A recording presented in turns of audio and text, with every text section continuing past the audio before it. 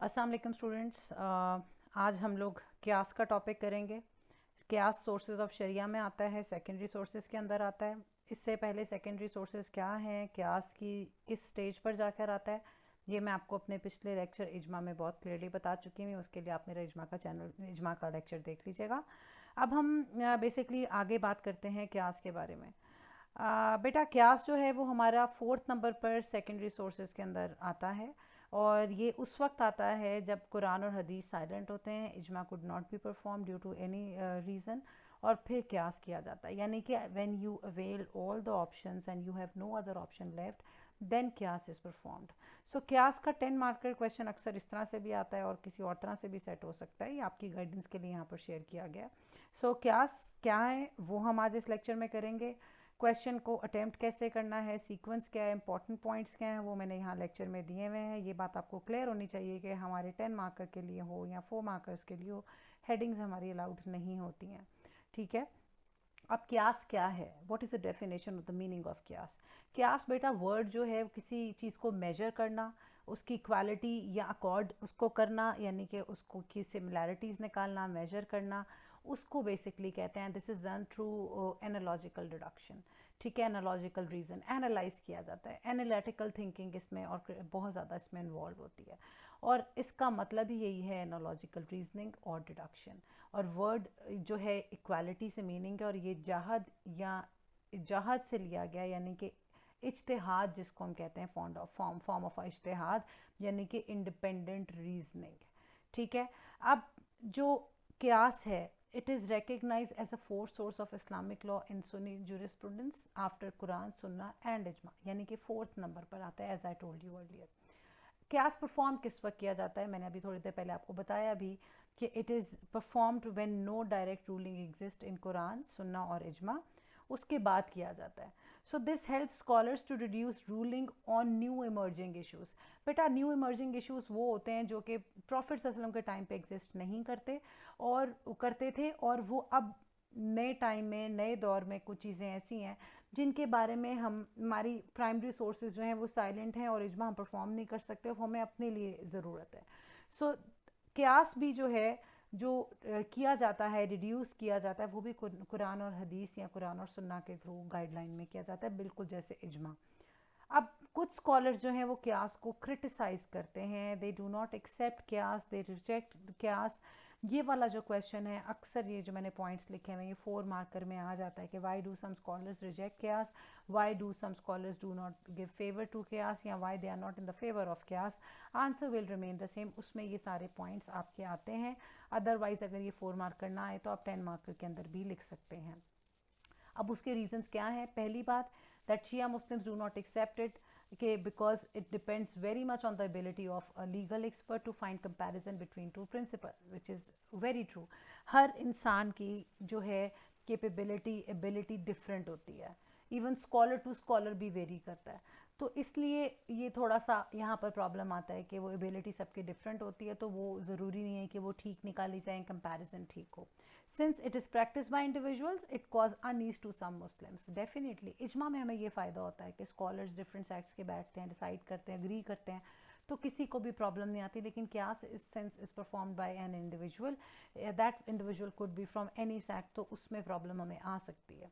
So it does not have the same road support from revelations और through communal agreement as the other 3 basis. Road support क्या है, मैंने इजमा के lecture में बाकायदा क्लियर किया था, और मैंने रोड सपोर्ट का वर्ड यूज़ भी किया था। आप चाहें तो वो वाला लेक्चर देख सकते हैं, मैं नीचे डिस्क्रिप्शन में इसका इजमा का लेक्चर का लिंक जो है वो शेयर कर दूंगी। Since it is practice by individual, individual practice करता है, तो इसकी जो डिसीजन होता है वो basically can not be implemented on a larger community. ये दिस मेक सेंस, एक बंदा कर रहा है, बाकियों के लिए प्रॉब्लम आएगी, and it is rejected because क्यास of one person may differ from others. बेटा अगर ये 4 मार्क्स का क्वेश्चन आता है तो आप अगर ये सारे पॉइंट्स लिखते हैं in a paragraph form, not in bullet points, because bullet points are not allowed, तो आपको 4 आउट ऑफ 4 लेने से कोई नहीं रोक सकता।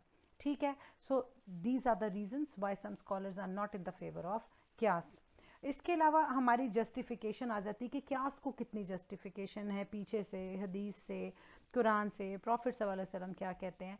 तो प्रॉफिट सल्लल्लाहु अलैहि वसल्लम ने खुद भी जब मुआज़ बिन जबल को एज अ जज भेजा था यमन में, तो उन्होंने उनसे पूछा कि अगर तुम्हें कोई प्रॉब्लम आती है तो तुम क्या करोगे, उसका इशू को रिजॉल्व कैसे करोगे, फैसला कैसे सुनाओगे। तो उन्होंने कहा मैं वर्ड्स ऑफ अल्लाह से कंसल्ट करूँगा, यानी कि कुरान से। फिर उन्होंने पूछा अगर कुरान में ना हुआ तो फिर क्या करोगे। तो उन्होंने कहा आई विल कंसल्ट डेफिनेटली सुन्ना ऑफ प्रॉफिट सल्लल्लाहु अलैहि वसल्लम। उन्होंने कहा कि अगर ये भी ना हो तो क्या करोगे। तो उन्होंने कहा कि फिर मैं अपना ओन ओपिनियन करूँगा। यहाँ इजमा नहीं आ रहा। क्यों नहीं आ रहा? क्योंकि वो एज अ जज अपनी बात कर रहे हैं। जब वो जज बन गए हैं, काजी बन गए हैं, तो वो सारी दुनिया को बिठा के तो नहीं ना उनसे वो लेंगे। तो जब उन्होंने अपना ओपिनियन अपना करना है तो ही विल परफॉर्म इज्तिहाद। So this method was approved by prophet सल्लल्लाहु अलैहि वसल्लम। ठीक है। और उन्होंने बाकायदा इस चीज़ को शो किया कि हाँ मैं इस चीज़ से खुश हुआ है। उनको पैड भी किया कि प्लीज़ बी टू अल्लाह, कि who come to the decision, जिसको वो प्लीज़ हुए, मतलब खुश हुए। ठीक है। अब there are some examples from the Quran as well कि क्यास को किस तरह से एक्सरसाइज किया जाता है, वो उस चीज़ को हम अभी डिस्कस करेंगे। लेकिन उससे पहले, इस चीज़ को डिस्कस करने के से पहले, मैं आपके साथ पहले कंपोनेंट्स ऑफ क्यास यानी कि एलिमेंट्स ऑफ क्यास आपके साथ डिस्कस करूंगी। And they are 4 in numbers. ये एलिमेंट्स जानना बहुत ज़रूरी है। क्यों? क्योंकि इन एलिमेंट्स की बेसिस पर हम यहाँ पर इज्तिहाद करके हर एलिमेंट को हर कुरान के रेफरेंस से अलग करेंगे। ठीक है। सो अभी आप इसको समझें, आपको आगे समझ आना शुरू हो जाएगी। Now what are the 4 elements of क्यास। ये एक है असल, जिसको रूट भी कहते हैं, ओरिजिनल केस यानी कि fundamental teachings of Quran and हदीस। मैंने आपको पहले ही बताया कि कुरान को और हदीस की गाइडलाइन में रह के क्यास या इजमा को परफॉर्म किया जाता है। दूसरा एलिमेंट है फार, यानी कि या फार जिसको न्यू केस कहते हैं, न्यू मैटर कहते हैं, न्यू सिचुएशन कहते हैं, जिनके लिए बेसिकली आपको यू नीड अ जजमेंट। ठीक है, कि ये चीज़ें इसके अंदर आती हैं या नहीं आती, वो चीज़ें होती हैं। देन देयर इज़ इला, यानी कि common factor which is linking both of the situations या थिंग्स और या मैटर्स, कि उनकी सिमिलैरिटी निकालना, जिसको हम इज्तिहाद कहते हैं, वो बेसिकली इला के अंदर होता है। ठीक है, कि जिसमें आपने ये चीज़ तय करनी है कि इला में आपने कंपेयर करना है 2 सिमिलर चीज़ों को और 2 सिचुएशंस को, कि वो कौन कौन सी हैं। ठीक है। Fourth and the last one is हुक्म, यानी कि क्या डिसाइड हुआ है, क्या लीगल है, इलीगल है, एक्सेप्टेड है, रिजेक्टेड है, अलाउड है, नॉट अलाउड है, परमिटेड है, फॉरबिडन है। ये इनमें से कोई एक ही चीज़ होगी, बीच का रास्ता कोई नहीं होता। अब इनको जहन में रखते हुए हम एक एक रेफरेंस को तोड़ते हैं, एक्सरसाइज करते हैं, कि एक्सरसाइज ऑफ क्यास थ्रू कुरान या एक्सरसाइज ऑफ क्यास थ्रू हदीस। हम इसकी अभी हम एक्सरसाइज करेंगे और इनके अंदर से एलिमेंट्स निकालेंगे। सूरह निसा की एक रेफरेंस है that marry women of your choice 2 or 3 or 4, but if you feel या fear that you will not be able to deal justly then only one. ठीक है। अब when you have a fear कि आप नहीं कर सकोगे, तो डेफिनेटली देन वन। अब इसमें हमने सबसे पहले इस रेफरेंस का हमने असल निकालना है कि असल टीचिंग क्या है। बेटा असल हो गया या आपका यहाँ पर हो गया इला और हुक्म, ये आपको रेफरेंस से ही मिलेगा, यानी कि सामने जो रेफरेंस कोटेशन कुरान की हदीस की लिखी होगी वो उसी में से आपने निकालना है। वेरएस जो न्यू केस है, फार है, ये आपको खुद से डिड्यूस करना पड़ता है। यहाँ पर आपको चीज़ें करनी पड़ती हैं कि वो कौन कौन सी सिचुएशन आ सकती है। अब अगर आप इसकी फंडामेंटल टीचिंग देखो, यानी कि असल देखो, इसको आपने सिर्फ रीफ्रेस करना है कि a man can have up to 4 wives if he can deal them justly, otherwise only one. ये इसकी असल, ये आपको इसके अंदर ही नज़र आ रहा है। ठीक है। दूसरे केस में जो आपका आ जाता है, दैट इज़ यहाँ पर में हमारा सेकंड एलिमेंट है, वो है फार या ब्रांच। अब फार ब्रांच में है कि कौन कौन सी सिचुएशंस हो सकती हैं जो कि इसके अंदर नहीं लिखी हुई, कि जिसमें दूसरी, तीसरी या चौथी शादी करनी पड़ रही है। ठीक है। इसके अंदर मुख्तलिफ़ चीज़ें आ सकती हैं। इसमें आ सकता है क्या लव मैरिज है, या आप शेल्टर देना चाह रहे हैं, प्रोटेक्शन देना चाह रहे हैं, ड्यू टू चिल्ड्रन या औलाद के लिए, या फॉर अ सन करना चाह रहे हैं। हम इसकी कॉम्प्लिकेशंस में नहीं जाएंगे कि बेटा का क्या है और कि हम इस चीज़ को डिस्कस नहीं करें, बट देयर आर रीजंस जिसमें लोग शादी दूसरी करते हैं। वो औलाद की वजह से भी हो सकती है, वो लव मैरिज भी हो सकती है, वो शेल्टर देना भी हो सकता है, वो बेटे के लिए भी हो सकती है। सो दीज और आर बेसिकली रीजंस, और ये फार के अंदर आते हैं कि किन किन उसमें जो है वो आप कर सकते हैं। अब आ जाता है कंपैरिजन करना। कंपैरिजन अगेन आपको रेफरेंस के अंदर ही मिलेगा, इला। अब यहाँ पर जो इला है जिसको हमने कंपेयर करना है, वो ये आ जाता है कि क्या आप पहली वाइफ को जिससे आपने शादी की हुई है, जब दूसरी शादी करने जा रहे हैं तो उन दोनों का आप कंपैरिजन करेंगे कि दूसरी को पहली के साथ के दोनों को इक्वल ट्रीटमेंट मिलेगा, ठीक है, इन रिस्पेक्ट विद ये टाइम के साथ एवरीथिंग आप इक्वालिटी के साथ ट्रीट करेंगे। दो शादियां की हुई हैं तो डेफिनेटली फिर दो को तीसरी के साथ कंपेयर करेंगे, और अगर तीन करके भी शौक पूरा नहीं हुआ and you are moving towards the fourth one, तो you will be comparing your 3 wifes with the fourth one कि आप इक्वल ट्रीटमेंट करेंगे। सो ये आपका आ जाता है इला, जिसमें आप इज्तिहाद करते हैं। उसके बाद आ जाता है लास्ट चीज़ इज़ हुक्म। हुक्म डेफिनेटली इस वर्ड्स में आपको सामने नज़र आ रहा है कि इसका मतलब है इट्स अलाउड, ठीक है, सो फॉरबिडन नहीं है। तो ये आपका पहला एक्सरसाइज ऑफ क्यास हो गया। दूसरा आपका आ जाता है सूरह निसा की, अगैन इट्स अबाउट तयम्मुम, dry ablution, and Surah Nisa says that if you find no water, then take for yourself clean sand or earth and with it rub your face and hands. अब ये आपका, इसका अगर आप main teachings निकालें, आप गौर से पढ़ो तो इसकी मेन टीचिंग्स या आपका असल इसके अंदर क्या है, रूट इसका क्या है कि in the absence of water आप क्लीन सैंड से you can perform ablution. So ablution could be performed with a clean sand in the absence of water. This is the rephrasing of this verse, or this is basically asal or root.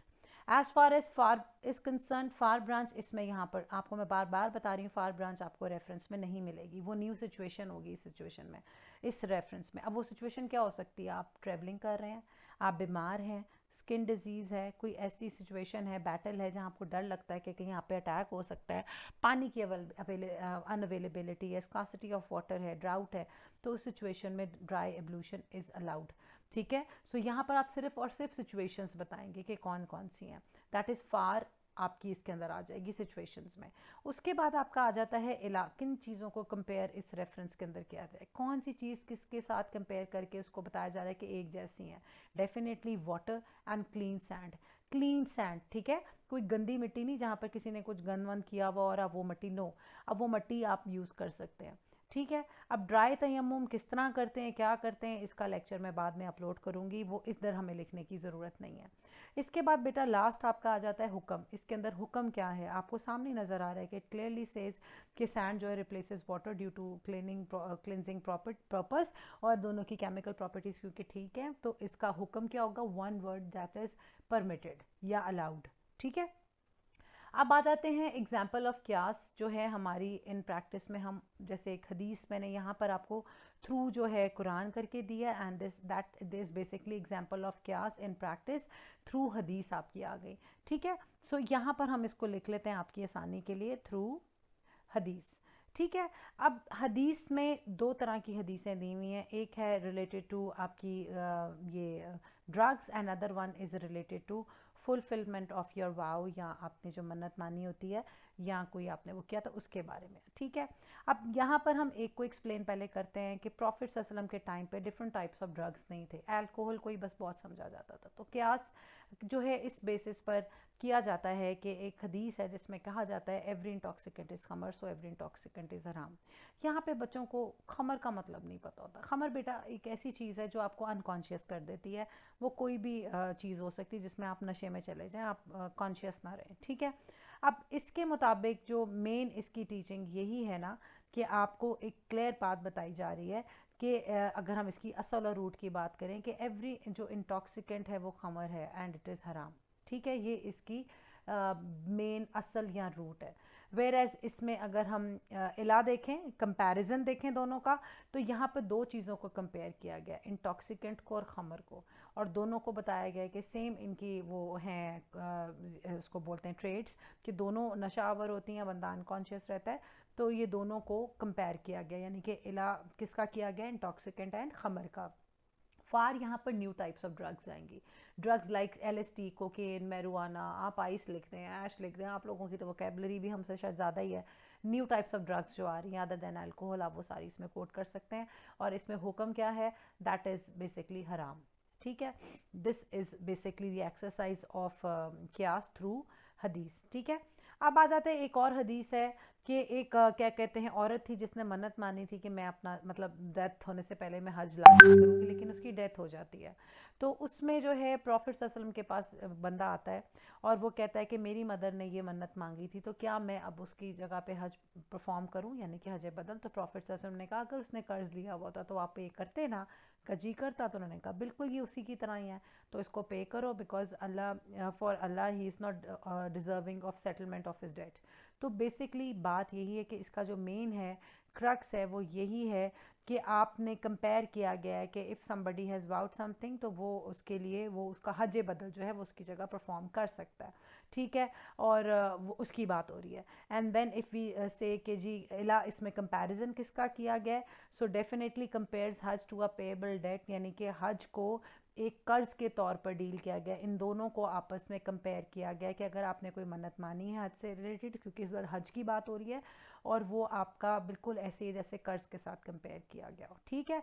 अब आ जाता है, उन दोनों का comparison है। अब आ जाता है कि इला किस किस इला तो ही हो गया, सॉरी, इसमें आ जाता है फार ब्रांच है, किस किस सिचुएशन में आप ये हज बदल कर सकते हैं। डेथ हो गई है, बीमार हो गए हैं, फिजिकल डिसेबिलिटी हो गई है, कोई भी रीज़न अगर इसमें से, तो हज बदल परफॉर्म किया जा सकता है। और हुक्म क्या है, इट्स अलाउड, ठीक है। सो बेटा दिस इज़ ऑल अबाउट क्यास। I think I have clearly explained what क्यास इज़, एंड इंक्लूडिंग दिस के मैंने यहाँ पे ज़रा कंक्लूजन भी इसकी लिख दी है कि आपको पता हो कि एंडिंग कैसे करनी है। Again I am telling you, जब भी 10 मार्कर आता है तो 10 मार्कर में आप हेडिंग्स नहीं देते। This is a type of a lecture आपकी समझाने के लिए, ठीक है। अगर आपको मेरे नोट्स चाहिए, आप मेरे नोट्स डिटेल में पढ़ना चाहते हैं, तो they are easily available online भी MS बुक से, और ऐप के थ्रू भी, वेबसाइट के थ्रू भी, और पूरे पाकिस्तान में डिफरेंट बुक शॉप्स में भी MS बुक्स की जहाँ बुक्स अवेलेबल हैं वहाँ से आपको मेरी बुक मिल जाएगी। अगर आप मुझसे ट्यूशन पढ़ना चाहते हैं, उसके लिए मुझे इनबॉक्स करें, मेरे दिए गए नंबर पे आप लोग रब्ता भी कर सकते हैं, तो डेफिनेटली मैं आपके साथ उसमें बात करूँगी। इसमें मैं ऑनलाइन और इन पर्सन दोनों ट्यूशन्स देती हूँ। A स्टार्स और A लेने के लिए यू कैन कॉन्टैक्ट मी। अपना ख्याल रखिएगा। अल्लाह हाफिज़।